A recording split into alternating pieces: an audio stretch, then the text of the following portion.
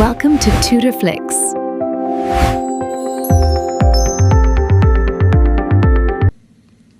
High teachers, இன்றைக்கி நம்ம probability start பண்ண போகிறோம். ப்ரீவியஸ் இயர் கொஷின் முடிச்சுட்டு ப்ராபபிலிட்டி போகலான்றது தான் என்னோடய பிளானாக இருந்துச்சு. பட் என்ன அப்படின்னா, நம்மளோட இந்த டிஎன்பிஎஸ்சி ஸ்டாட் எக்ஸாம் எழுதுகிறவங்களுக்கு ஆல்மோஸ்ட் இன்னொரு 20 days தான் இருக்கிறதுனால ஃபஸ்ட்டு நீங்கள் போர்ஷன்ஸ் முடிச்சு கொடுத்துருங்க. கொஷின்ஸ் கூட நாங்கள் ஏதோ ஒரு பக்கம் கொஷின் பேங்க் வாங்கி பார்த்துருவோம் அப்படின்ற மாதிரி சொன்னாங்க. ஸோ 20 days அவங்களுக்கு எக்ஸாம்ன்றதுனால அவங்களுக்கு தான் நம்ம இப்போ ஃபஸ்ட்டு ப்ரிஃபரன்ஸ் கொடுக்க முடியும். ஸோ அதுக்காக தான் ப்ராபபிலிட்டி ஸ்டார்ட் பண்ணிட்டேன். இதே முடிச்சிட்டோம் அப்படின்னா மேக்ஸிமம் இப்போ differential equation, probability, vector calculus மட்டும்தான் அவங்களுக்கு பேலன்ஸ் இருக்குது. அவங்களுக்கு ஃபஸ்ட்டு 5 units நம்ம முடிச்சு கொடுத்த மாதிரி ஆகிடும். அதுக்கப்புறமா நம்ம ப்ரீவியஸ் இயர் கொஷின் பார்த்துக்கலாம். ப்ரீவியஸ் இயர் கொஷின் நமக்கும் அவங்களுக்கும் சேம் சிலபஸ்ங்கிறதுனால நமக்கு ப்ராப்ளம் இல்லை. ஓகேவா? ஸோ ஸ்டாட்டோட ப்ரீவியஸ் இயர் கொஷின் மட்டும் முடிஞ்சால் இடையில கொடுக்குறேன், இல்லைனா ப்ராபபிலிட்டி முடிச்சுட்டு நம்ம மொத்தமாக பார்த்துக்கலாம். ஃபஸ்ட்டு பேசிக்ஸ் பார்த்துடலாம் இன்றைக்கி. ஏன்னா பேசிக்ஸ் தெரிஞ்சால் தான் ப்ராபபிலிட்டியில் நம்ம அடுத்தடுத்து போட முடியும். ப்ராப்ளம்ஸோட அந்த கான்செப்ட் அண்டர்ஸ்டாண்ட் பண்ணிக்க முடியும். அதுக்காக தான் first random experiment. So random experiment அப்படின்னா என்ன அப்படின்னா, இப்போ ஒரு காயின் நம்ம டாஸ் பண்ணுறோம் அப்படின்னா, ஓகேவா? இப்போ ஒரு காயின் இருக்குது, ஒரு ரூபா காசு, 5 ரூபா காசு, ஏதோ ஒரு காயின் இருக்குது. அதை நம்ம டாஸ் பண்ணுறோம் அப்படின்னா, அதை டாஸ் பண்ணுறதுப்போ நம்மளால் சொல்ல முடியுமா இதில் ஹெட்டு தான் விழும் இல்லை டெயில் தான் விழுன்னு நம்மளால் சொல்ல முடியுமா? ஸோ நம்மளால் ப்ரெடிக்ட் பண்ண முடியாது. அந்த மாதிரி எக்ஸ்பெரிமெண்ட்டை தான் நம்ம என்னன்னு சொல்கிறோம்னா ரேண்டம் எக்ஸ்பெரிமெண்ட்டுன்னு சொல்கிறோம். Next trial. அந்த காயினை சுண்டுறோம் இல்லையா, அந்த சுண்டி விடுறதுக்கு பேர் தான் ட்ரையல்னு சொல்கிறோம். இப்போ ஒரு 5 times ஒரு காயினை நம்ம சுண்டி விடுறோம் அப்படின்னா அதை 5 trialsன்னு சொல்கிறோம். ஓகேவா? நெக்ஸ்ட்டு பார்த்திங்கன்னா அவுட்கம். இப்போ ஒரு காயினை நம்ம டாஸ் பண்ணுறோம் அப்படின்னா அதில் என்னெல்லாம் நமக்கு கிடைக்க வாய்ப்பு இருக்கோ அதெல்லாம் தான் என்னென்னு சொல்லுவோம், அவுட்கம்னு சொல்லுவோம். இப்போ ஒரு காயினை டாஸ் பண்ணால் நம்ம ஹெட் அண்ட் டெயில் இந்த ரெண்டில் ஏதாவது ஒன்று தான் கிடைக்க வாய்ப்பு இருக்குது. அதே மாதிரி இப்போ ஒரு டை இருக்குது. டைஸ்ன்னு படிச்சிருப்பீங்க. ஸோ 1 இருந்ததுன்னா டைன்னு தான் சொல்லுவோம், 1க்கு மேலே இருந்தால் தான் டைஸ்ன்னு சொல்லுவோம். ஓகேவா? இப்போ ஒரே ஒரு டைனா தாயம் தான். இந்த பெரிய நீளமாக இருக்குமே அந்த கட்டை கிடையாது, இப்படி கியூப் மாதிரி இருக்கும். ஒரு சைடு 1 இருக்கும், மொத்தமாக 6 சைடு இருக்கும். ஓகேவா? இப்படி கியூப் மாதிரி இருக்கும் இல்லையா, அந்த தாயம். ஓகே. ஸோ அதில் 1 சுண்டுறோம் அப்படின்னா நமக்கு 1லேருந்து 6 வரைக்கும் நம்பர்ஸ் கிடைக்கிறதுக்கு சான்ஸ் இருக்குது இல்லையா? ஸோ அந்த சான்சஸை தான் நம்ம என்னன்னு சொல்கிறோம், அவுட்கம்னு சொல்கிறோம். ஒரு ட்ரையலை நம்ம பண்ணும்போது இல்லை ஒரு எக்ஸ்பெரிமெண்ட் நம்ம பண்ணும்போது என்னெல்லாம் அவுட்கம் வரக்கு நமக்கு பாசிபிலிட்டிஸ் இருக்குதோ அதை தான் சொல்கிறோம். ஓகேவா? ஸோ அந்த பாசிபிள் அவுட்கம்ஸை தான் நம்ம அவுட்கம்னு சொல்கிறோம். Next sample space. சாம்பிள் ஸ்பேஸ்னால் என்ன அப்படின்னா, set of all possible outcome. அந்த என்னெல்லாம் பாசிபிள் அவுட்கம் கிடைக்குதோ அதையெல்லாம் ஒரு செட்டாக நம்ம எடுத்து எழுதுறது தான் என்னன்னு சொல்கிறோம், சாம்பிள் ஸ்பேஸ்ன்னு சொல்கிறோம். இப்போது ஒரு காயினை டாஸ் பண்ணோம்னா நமக்கு ஹெட் அண்ட் டெயில் ரெண்டுமே கிடைக்கும். இது ஒரு செட் ப்ராக்கெட் போட்டு எழுதுவோம் சாம்பிள் ஸ்பேஸ்க்கு. ஓகேவா? ஸோ ஒரு காயினை சுண்டுறோம் அப்படின்னா நமக்கு நம்பர் ஆஃப் அவுட்கம் எவ்வளோ, 2 தான். So n of s = 2. இங்கே எஸ்ஸுங்கிறது நம்மளோட சாம்பிள் ஸ்பேஸ். ஓகேவா? இதே 2 காயினை நம்ம டாஸ் பண்ணுறோம் அப்படின்னா நமக்கு என்னென்ன சான்ஸ் இருக்கலாம், ஒரு காயினில் ஹெட்டு, இன்னொரு காயின்லேயும் ஹெட்டு. ஸோ 2 ஹெட்டு வரக்கு சான்ஸ் இருக்குது. ஃபஸ்ட்டு காயினில் ஹெட்டும் இன்னொரு காயினில் டெயில் கிடைக்கலாம், இல்லை ஃபஸ்ட்டில் டெய்லும் இன்னொன்றில் ஹெட்டு கிடைக்கலாம், இல்லைனா ரெண்டுலேயுமே டெயில் கிடைக்கலாம். ஸோ நமக்கு 4 சான்சஸ் இருக்குது. அதனால் இந்த 2 காயின் டாஸ் பண்ணும்போது நமக்கு சாம்பிள் ஸ்பேஸ் எவ்வளோ கிடைக்கும், 4 கிடைக்கும். இந்த 4 தான் கிடைக்கும். ஓகேவா? Next event. ஈவெண்ட்டுனா என்ன அப்படின்னா, இப்போ ஒரு டை நம்ம த்ரோ பண்ணுறோம், ஒரு தாயம் நம்ம அந்த ஒரு க்யூபை நம்ம வீசுகிறோம், உருட்டி விடுறோம் அப்படின்னா அதில் ஆட் நம்பர் கிடைக்கிறதுக்கான சான்சஸ் என்ன, ஈவன் நம்பர் கிடைக்கிறதுக்கான சான்சஸ் என்ன, அதை தான் நம்ம என்னன்னு சொல்லுவோம்னா ஈவெண்ட்டுன்னு சொல்லுவோம். ஓகேவா? நம்மளோட ஒரு கண்டிஷனை சாட்டிஸ்ஃபை பண்ணுற மாதிரி இருக்கும். இப்போது A = 135 எடுத்துக்கிறேன். இப்போ சாம்பிள் ஸ்பேஸ் இதுக்கு என்னவா இருக்கும், 1 2 3 4 5 6 இருக்கும். ஓகேவா? ஒரு தாயம், ஒரு டை நம்ம உருட்டும் போது இந்த 6 சான்சஸ் தான் நமக்கு கிடைக்கும். இதில் ஆட் நம்பர் கிடைக்கிறதுக்கான வாய்ப்பு என்ன, ஈவன் நம்பர் கிடைக்கிறதுக்கான வாய்ப்பு என்ன, அதை நம்ம என்னன்னு சொல்கிறோம்னா ஈவெண்ட்டுன்னு சொல்கிறோம். ஓகேவா? Next favourable outcome. ஃபேவரபிள் அவுட்கம்னா என்ன அப்படின்னா, நமக்கு ஒரு கண்டிஷன் கொடுத்துருவாங்க. இப்போ 4க்கு மேலே இருக்கிற நம்பர்ஸ் எல்லாம் சொல்லுங்கள், இல்லை 3க்கு கீழே இருக்கிற நம்பர்ஸ் எல்லாம் சொல்லுங்கள், அந்த மாதிரி நமக்கு இருக்கும். ஸோ அந்த அவுட்கம்ஸ் எல்லாம் தான் என்னன்னு சொல்கிறோம் அப்படின்னா ஃபேவரபிள் அவுட்கம்னு சொல்கிறோம். ஓகேவா? இப்போ வந்துட்டு நம்ம ஒரு டை த்ரோ பண்ணுறோம் அப்படின்னா 4க்கு மேலே கிடைக்கிறதுக்கான அவுட்கம்ஸ் என்னென்னலாம் இருக்கும்? 5, 6 மட்டும்தான் இருக்கும் 4க்கு மேலே. இது மட்டும்தான் நமக்கு வரும். ஸோ இதை நம்ம என்னென்னு சொல்கிறோன்னா ஃபேவரபிள் அவுட்கம். அவுட்கம்னா என்ன? அதில் இருக்கிற மொத்த அவுட்கம். இப்போ ஒரு டையை நம்ம சுண்டும் போது 6 நம்பர்ஸ் கிடைக்கும்னு சொன்னோம். அந்த 6மே நமக்கு வந்து என்னது? அவுட்கம். அதில் ஃபேவரபிள் அவுட்கம் அப்படிங்கிறது நமக்கு வந்து 4க்கு மேலே விழுகிறது. 5, 6 இதை மட்டும்தான் நம்ம ஃபேவரபிள் அவுட்கம்னு சொல்கிறோம். ஓகேவா? நமக்கு என்ன தேவை அதுதான் நம்மளோட ஃபேவரபிள் அவுட்கம். இப்போ ஒரு 5 பால் இருக்குது, வேறு வேறு கலரில் இருக்குது அப்படின்னா அதில் ரெட் கலருக்கு வந்து கிடைக்கிற பால்ஸ் அப்படிங்கிறது தான் நம்மளோட ஃபேவரபிள் அவுட்கம். எனக்கு ரெட் கலர் தான் வேணும். ஓகே, அதுதான். Next classical probability. A die is thrown once, find the probability of getting a prime number. ஓகேவா? ஸோ இப்போ வந்துட்டு ஒரு டை நம்ம த்ரோ பண்ணுறோம் அப்படின்னா 1, 2, 3, 4, 5, 6 n of s வந்துட்டு நமக்கு என்ன இருக்கும்? டோட்டல் அவுட்கம் 6 இருக்கும். இதில் ஃபேவரபிள் அவுட்கம் என்னது? நம்மளோட ப்ரைம் நம்பர்ஸ். ஓகேவா? இப்போது 1, 2, 3, 4, 5, 6ல் ப்ரைம் நம்பர்ஸ் என்னெல்லாம்? அதாவது பகா எண்கள் 2, 3, 5 இந்த 3 தான் நம்மளோட ப்ரைம் நம்பர்ஸ். அப்போது அது கிடைக்கிறதுக்கான ப்ராபபிலிட்டியோட ஃபார்முலா என்ன? காலங்காலமாக படிச்சுட்ருக்குறோம். Probability of A equal to n of A divided by n of S. அதாவது ப்ராபபிலிட்டி வேணும் அப்படின்னா மொத்த சாம்பிள் ஸ்பேஸ்லேருந்து நம்மளோட ஃபேவரல் அவுட்கம்மை மட்டும் எழுதுறது. ஓகேவா? இப்போ ப்ராபபிலிட்டி ஆஃப் கெட்டிங் ப்ரைம் நம்பரோடது என்ன அப்படின்னா நம்மளோட என் ஆஃப் எஸ் இங்கே என்னது? 6. மொத்தமாக ஒரு டையை நம்ம த்ரோ பண்ணும்போது 6 அவுட்கம்ஸ் நமக்கு கிடைக்கும். நமக்கு தேவை ப்ரைம் அந்த 3 மட்டும்தான். அப்போ இங்கே ஆன்சர் என்னது? 1/2. அதுதான் நம்மளோட probability. Next impossible event. Impossible event அப்படின்னா அது வந்து நடக்கவே நடக்காது. ஒரு விஷயம் நடக்கவே நடக்காது அப்படின்னா அதோட ப்ராபபிலிட்டி என்னவா இருக்கும்? 0வாக இருக்கும். ஓகேவா? ஃபார் எக்ஸாம்பிள் இப்போ ஒரு டையை த்ரோ பண்ணுறோன்னா நமக்கு 1லேருந்து 6க்குள்ளே தான் ஏதாவது நம்பர் நமக்கு வந்துட்டு கிடைக்கும். இப்போ வந்துட்டு 7 கிடைக்கிறதுக்கு ப்ராபபிலிட்டி என்ன? 10 கிடைக்கிறதுக்கு ப்ராபபிலிட்டி என்னென்னா அது கண்டிப்பாக நமக்கு ஒரு டை த்ரோ பண்ணும்போது கிடைக்கவே கிடைக்காது. ஸோ அதோட ப்ராபபிலிட்டி 0. Next certain event. ஓகேவா? சர்டைன் ஈவெண்ட்னா என்ன அப்படின்னா ஒரு டை இப்போ நம்ம த்ரோ பண்ணுறோம் அப்படின்னா அது வந்து நமக்கு கண்டிப்பாக நடக்கும்னு இருக்கும் இல்லையா? இப்போ வந்து 7 விட கம்மியாக இருக்கிறதுக்கான ப்ராபபிலிட்டின்னு கேட்குறாங்க. கண்டிப்பாக ஒரு டையை நம்ம த்ரோ பண்ணுறோம் அப்படின்னா 7 விட கம்மியாக தான் அதில் இருக்கும். சூரியன் உதிக்கும் திசை கிழக்கு அப்படின்ற மாதிரி கண்டிப்பாக அது மாறவே மாறாது. அது கண்டிப்பாக இருக்கும். அந்த ப்ராபபிலிட்டி வந்து அந்த ஈவெண்ட் வந்து நடந்தே தீரும். அப்படி இருக்கிறது தான் சர்டைன் ஈவெண்ட்டுன்னு சொல்லுவோம். ஓகேவா? புரிஞ்சிருச்சா? சர்டைன் ஈவெண்ட்டுனா கண்டிப்பாக நடக்கும். இம்பாசிபிள் ஈவெண்ட்னா கண்டிப்பாக நடக்காது. ஓகேவா? ஸோ இம்பாசிபிள் ஈவெண்ட் நடக்கவே நடக்காததுக்கு ப்ராபபிலிட்டி 0, கண்டிப்பாக நடக்கும்னு இருக்கிறதுக்கு ப்ராபபிலிட்டி 1. ஓகேவா? ஸோ இப்போ பார்த்தீங்க அப்படின்னா அப்போ ஒரு ப்ராபபிலிட்டியோட ரேஞ்ச் நமக்கு எதுக்குள்ளே இருக்குது? 0லேருந்து 1க்குள்ளே தான் இருக்கும். ஓகேவா? ஒரு ப்ராபபிலிட்டியோட ரேஞ்சு நமக்கு எப்பயுமே எப்படி இருக்கும்னா 0லேருந்து 1க்குள்ளே தான் வேல்யூஸ் கிடைக்கும். 2, 3, 4ன்னெல்லாம் கிடைக்கவே கிடைக்காது. ஓகே, இது very very important. Next complementary event. Complementary ஈவெண்ட்னா என்ன அப்படின்னா இப்போ நான் வந்துட்டு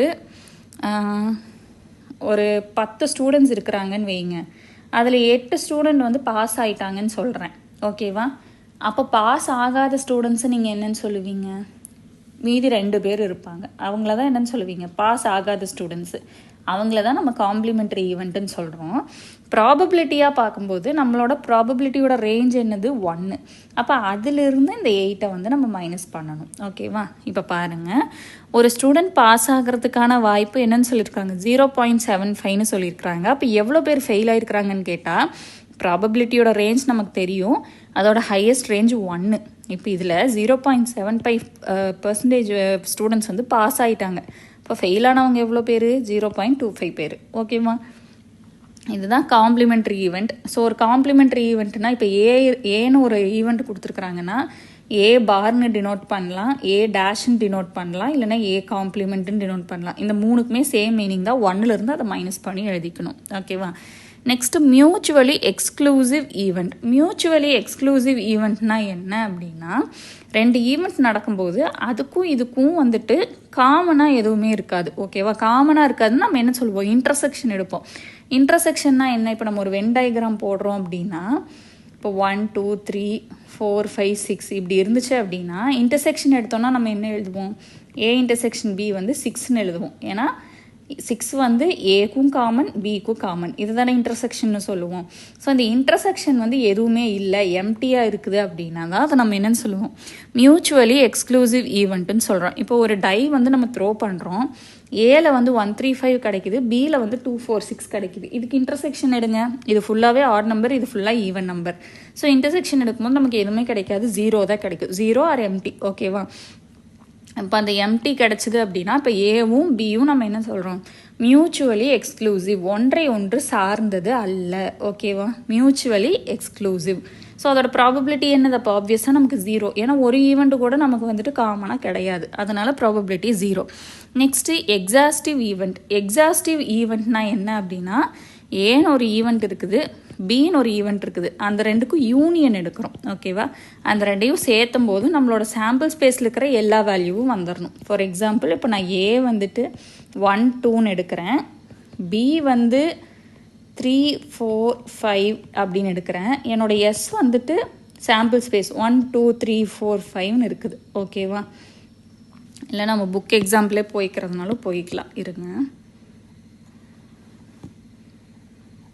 இது அப்படியே 1 by 1 நீங்கள் கொஞ்சம் நோட்டில் எழுதுனீங்கன்னா நல்லாயிருக்கும். சரி, இப்போ ஒரு டை வந்துட்டு நம்ம த்ரோ பண்ணுறோம் அப்படின்னா நமக்கு சாம்பிள் ஸ்பேஸ் என்ன இருக்கும்? 1 2 3 4 5 6, இதுதான் நம்மளோட சாம்பிள் ஸ்பேஸாக இருக்கும். நான் என்ன சொல்கிறேன்னா, ஏன்ற ஈவெண்ட்டில் எனக்கு 1 2 3 கிடைக்குது, பீன்ற ஈவெண்ட்டில் இப்போ 3 4 5 6 கிடைக்குது. இப்போது இந்த ரெண்டுக்கும் யூனியன் எடுங்க. ஏ யூனியன் பின்னா என்ன? இந்த ரெண்டுத்துலேயும் இருக்கிற எல்லா நம்பரையும் எழுதணும். ஒரே நம்பர் ரெண்டுலேயும் இருந்துச்சுன்னா ஒரு தடவை எழுதுனா போதும். அப்போ 1 2 3 ரெண்டுலேயுமே இருக்குது, ஒரு தடவை எழுதிட்டேன். 4 5 6 ரெண்டையும் சேர்த்து எழுதும்போது சாம்பிள் ஸ்பேஸில் இருக்கிற எல்லா எலமெண்ட்ஸுமே நமக்கு அதில் வந்துடுதா? அப்படி வந்துச்சுன்னா அதை நம்ம என்னன்னு சொல்கிறோம்னா எக்ஸாஸ்டிவ் ஈவெண்ட்ஸ்ன்னு சொல்கிறோம். ஓகேவா?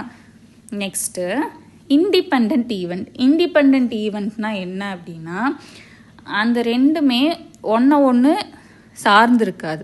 இப்போ இங்கே என்ன சொன்னோம் அப்படின்னா, இந்த ரெண்டுக்கும் காமனாக எதுவுமே இருக்காது. ஓகேவா?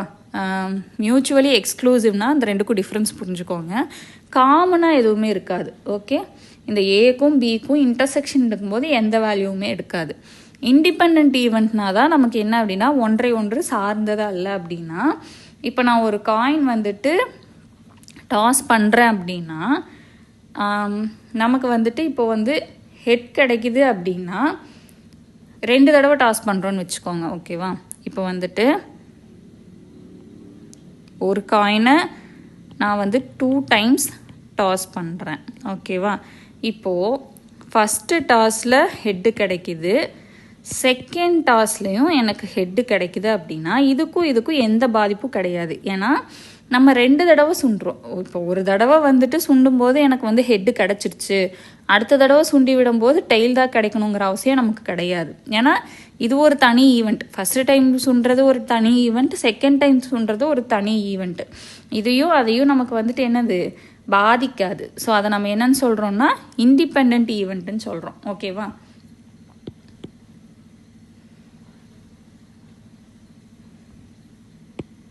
இப்போ பாருங்கள், let A equal to head on first toss, B equal to head on second toss. First time toss பண்ணும்போது ஹெட்டு கிடைக்கிறத ஏன்னு எடுக்கிறோம், செகண்ட் டைம் டாஸ் பண்ணும்போது ஹெட்டு கிடைக்கிறத பின்னு சொல்கிறோம். இப்போ ஃபஸ்ட்டு டைம் டாஸ் பண்ணும்போது நமக்கு ஹெட்டு கிடைக்கிறதுக்கான ப்ராபபிலிட்டி என்ன? P of A equal to இதில் N of S என்ன? நமக்கு 2. ஒரு காயினை சுண்டணும் அப்படின்னா ஹெட்டு கிடைக்கும், இல்லைனா டெய்ல் கிடைக்கும். ஸோ மொத்தமாக 2 ஈவெண்ட் தான் கிடைக்கும். அதில் வந்துட்டு நமக்கு ஒரு தடவை ஹெட்டு கிடைக்கும், ஒரு தடவை சுண்டும் போதுங்கிறதுனால. அதே மாதிரி P of Bயுமே நமக்கு என்ன தான் கிடைக்கும்? 1/2 தான் கிடைக்கும் ஹெட் ஆன் டாஸ். ஸோ இந்த ஏவும் பியும் வந்து ஒன்று சார்ந்தது கிடையாது, இண்டிபெண்ட்டாக இருக்குது. ஓகேவா? இதுக்கும் சம்மந்தம் கிடையாது. இதில் ஹெட்டு வந்தாலும் டெய்ல் வந்தாலும் இதை வந்து இது பாதிக்காது. ஓகேவா? புரியுதா? ஃபஸ்ட்டு தடவை நான் வந்து ஒரு தாயத்தை உருட்டுறேன், அதில் 1 2 கிடைக்குது அப்படின்னா செகண்ட் டைம் நான் தாயத்தை உருட்டும் போது திருப்பி 1 2 கிடைக்கலாம், கிடைக்கக்கூடாதுங்கிற அவசியம் கிடையாது. ஓகேவா? நம்ம ஒவ்வொரு தடவை உருட்டும் போது திருப்பி 1 கூட வரலாம். அதை தான் நம்ம என்னென்னு சொல்கிறோம்? இண்டிபெண்ட் ஈவெண்ட்டுன்னு சொல்கிறோம். ஒன்று சார்ந்திருக்காது, இன்னொன்று பாதிக்காது. ஓகே, நெக்ஸ்ட்டு வந்துட்டு கண்டிஷ்னல் ப்ராபபிலிட்டி. ஸோ கண்டிஷ்னல் ப்ராபபிலிட்டினா என்ன அப்படின்னா, இப்போ நமக்கு வந்துட்டு மொத்த சாம்பிள் ஸ்பேஸ் இருக்கும். அதை நம்ம வந்து பீன்ற ஒரு ஈவெண்ட்டுக்கு மட்டும் நம்ம வந்து கண்டிஷன் பண்ணுவோம். எப்படின்னு நான் சொல்கிறேன். இப்போ வந்துட்டு ஒரு டை வந்துட்டு நம்ம த்ரோன் பண்ணுறோம் அப்படின்னா அதில் ஈவன் நம்பர்ஸ் மட்டும் கிடைக்குது அப்படின்னு நம்ம ஒரு கண்டிஷன் கொடுத்துட்றோம். ஓகேவா? பீன்ற கண்டிஷனை வந்து நம்ம கொடுத்துட்றோம். ஒரு டை தான் த்ரோ பண்ணுறோம் அப்படின்னா என்ஆஃப்எஸ் வந்து நமக்கு 6 கிடைக்கும். ஒரு தாயத்தை உருட்டும் போது நமக்கு 6 வரைக்கும் கிடைக்கும். அதுதான் என்ஆஃப்எஸ். இங்கே என்ன சொல்லிடுறோன்னா நம்ம ஈவன் நம்பர்ஸ் கிடைக்குதுன்னு சொல்லிடுறோம். அப்போ ஈவன் நம்பர்ஸ்னால் 2, 4, 6 ஈவன் நம்பர்ஸ் கிடைக்குதுன்ற கண்டிஷன் நம்ம சொல்லிட்டு இதில் 6 கிடைக்கிறதுக்கான பாசிபிலிட்டி என்ன அப்படின்றத நம்ம கொஸ்டினாக கேட்குறோம். ஓகேவா? புரிஞ்சுதா? நம்மளோட என்ஆஃப்எஸ் வந்துட்டு நமக்கு தெரியும். பட் இங்கே என்ன கண்டிஷன் கொடுப்பாங்க அப்படின்னா அந்த ஈவெண்ட்டை நம்ம பண்ணும்போதே ஈவன் நம்பர் மட்டும்தான் கிடைக்குது, இல்லை ஆட் நம்பர் மட்டும்தான் கிடைக்குதுன்னு ஒரு நடந்து முடிஞ்ச ஈவெண்ட்டை நமக்கு கொடுக்குறாங்க. அதை நம்ம வந்து பீன்னு எடுத்துக்கணும். அதுக்கப்புறமா அந்த ஈவெண்ட்டில் நமக்கு வந்துட்டு ஒரு கொஷின் கேட்பாங்க. இப்போ வந்துட்டு எனக்கு இதில் 2 கிடைக்கிறதுக்கான ப்ராபபிலிட்டி என்ன, 6 கிடைக்கிறதுக்கான ப்ராபபிலிட்டி என்ன அப்படின்னு சொல்லி கேட்பாங்க. இப்போ ஜென்ரலாக நம்ம வந்துட்டு ஒரு டையை உருட்டும் போது அதுக்கு 6 கிடைக்கிறதுக்கான பாசிபிலிட்டினா நம்ம என்னென்னு எழுதுவோம்? ஒரு தடவை தான் 6 கிடைக்கிறதுக்கான பாசிபிலிட்டி இருக்குது. ஸோ n(a) by n(s) நம்ம என்னென்னு எழுதுவோம்? 1/6ன்னு எழுதுவோம். பட் கண்டிஷனல் ப்ராபபிலிட்டியில் நம்ம கீழே வந்து என்ன எழுதுவோம்னா நம்மளோட n(b)யை வந்து எழுதுவோம். ஓகேவா? ஸோ நம்மளோட n(b)ங்கிறது இங்கே என்னது? நம்மளோட ஈவெண்ட். இப்போ ஈவன் நம்பர்ஸ் கிடைக்கிறதுக்கான ப்ராபபிலிட்டி நமக்கு 3யா? அந்த 3ல் நமக்கு வந்துட்டு 6 கிடைக்கிறதுக்கான ப்ராபபிலிட்டி 1. ஸோ 1/3 அப்படின்னு எழுதுவோம். ஓகேவா? புரிஞ்சுதா? இப்போ n(s) நமக்கு வந்துட்டு 6. நமக்கு கொடுத்துருக்கிற கண்டிஷன் என்ன? பி ஈவன் நம்பர்னு சொல்லிட்டாங்க. இந்த கண்டிஷனை சொல்லிட்டு நமக்கு வந்துட்டு என்ன கொஷின் கேட்குறாங்கன்னா 6 கிடைக்கிறதுக்கான ப்ராபபிலிட்டி என்னன்னு கேட்குறாங்க. அப்போ நம்ம என்ன பண்ணணும்னா probability of A equal to n(a) divided by n(s) தானே நம்ம போடுவோம். பட் இங்கே நம்ம என்ன பண்ணணும்? n(b) போடணும். இந்த 2, 4, 6ல் நமக்கு 6 கிடைக்கிறதுக்கான ப்ராபபிலிட்டி என்னென்னா 1/3. புரிஞ்சிச்சா?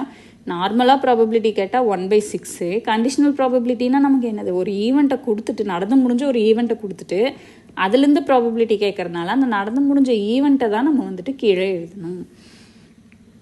Next addition theorem. அடிஷன் தியரம்னா என்ன அப்படின்னா P of A union B equal to P of A plus P of B minus P of A intersection B. Okay, இப்போ பாருங்க, again ஒரு டை வந்து நம்ம த்ரோ பண்ணுறோம். A equal to 135, B equal to 56. நமக்கு வந்துட்டு ஏபிக்கு வேல்யூ கொடுத்துருக்குறாங்க. இப்போ இதில் P of A எவ்வளோ? நமக்கு மொத்தமாக ஒரு டை உருட்டும் போது நமக்கு எவ்வளோ கிடைக்கும்? 6 கிடைக்கும். அப்போது P of A n(a) divided by n(s)ங்கிறது என்ன? n(a) வந்துட்டு இங்கே மொத்தமாக 3 இருக்கிறதுனால 3/6. நெக்ஸ்ட்டு P of B என்னது?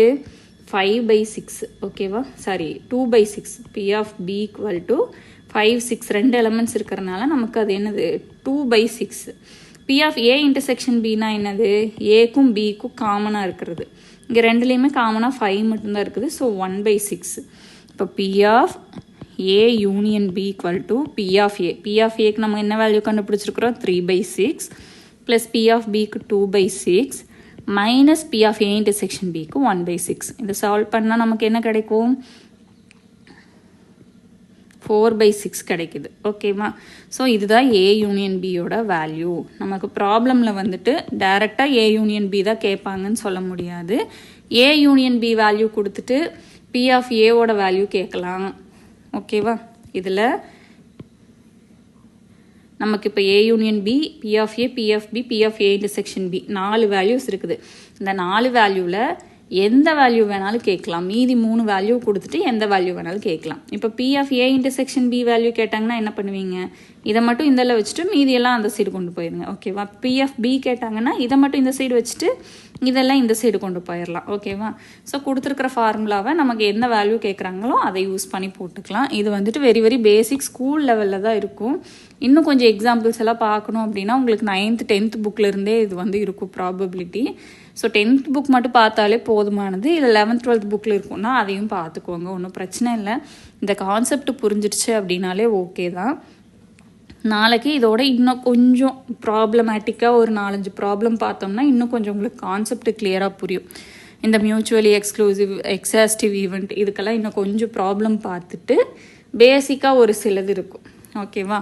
அதையும் பார்த்துக்கலாம். இப்போ ஒரு காயினை வந்து டாஸ் பண்ணுறோம் அப்படின்னா அதுக்கு NS வந்துட்டு ஒவ்வொரு தடவையும் HT இந்த மாதிரிலாம் எழுதிட்டு இருக்க முடியாது இல்லையா? ஸோ 2n சொல்லுவோம். ஒரு காயினை டாஸ் பண்ணும்போது 2n நமக்கு 2 சாம்பிள் ஸ்பேஸ் கிடைக்கும். அதே 2 காயினை டாஸ் பண்ணுறோம் இல்லைனா ஒரே காயினை 2 தடவை டாஸ் பண்ணுறோன்னா 2 4 அவுட்கம்ஸ் நமக்கு கிடைக்கும். அதே மாதிரி 3 தடவை இல்லைனா ஒரே காயினை 3 தடவை டாஸ் பண்ணுறோம், ஓகேவா? இல்லைனா 3 காயினை ஒரே டைமில் டாஸ் பண்ணுறோம் அப்படின்னா 2 இங்கே என்ன கிடைக்கும்னா 8 பாசிபிள் அவுட்கம்ஸ். அதாவது 3மே ஹெட்டு, அடுத்தது ஃபஸ்ட்டு 2 ஹெட்டு, அடுத்தது டெய்லு, அடுத்தது ஹெட்டு டெய்லு ஹெட்டு, அடுத்தது tail head head, next 2 tail ஒரு ஹெட்டு. இதையும் இப்படி மாற்றி எழுதலாம் இல்லையா? Tail head tail, head tail tail, கடைசியில் 3மே டெய்ல். இப்போ மொத்தமாக பார்த்தீங்கன்னா உங்களுக்கு 8 பாசிபிள் அவுட்கம் கிடச்சிருக்கும். இதே வந்து 4 காயின் 5 காயின் போகும்போது ஒவ்வொன்றையும் இப்படி வந்து எழுத முடியாது இல்லையா? அதுக்கு ஃபார்முலா பார்த்தீங்கன்னா 2n, ஓகேவா? ஸோ இந்த மாதிரி சின்ன சின்ன ஷார்ட்கட்ஸ் இருக்குது. அதையும் பேசிக்கான ப்ராப்ளம்ஸும் நெக்ஸ்ட் கிளாஸில் பார்த்துட்டு அடுத்தது தான் நம்மளோட மேஜர் பார்ட்டுக்கே போவோம், டிஸ்ட்ரிபியூஷன் சொல்லிட்டு. ஸோ அதெல்லாம் அப்கமிங் கிளாஸில் பார்க்கலாம். இப்போதைக்கு ஏதாவது டவுட்ஸ் இருந்துச்சுன்னா கமெண்ட் பண்ணுங்கள். நாளைக்கு ப்ராப்ளம்ஸ் பார்க்கும்போது இனிமேல் உங்களுக்கு கொஞ்சம் கிளியர் ஆயிரும்னு நினைக்கிறேன். தேங்க்யூ.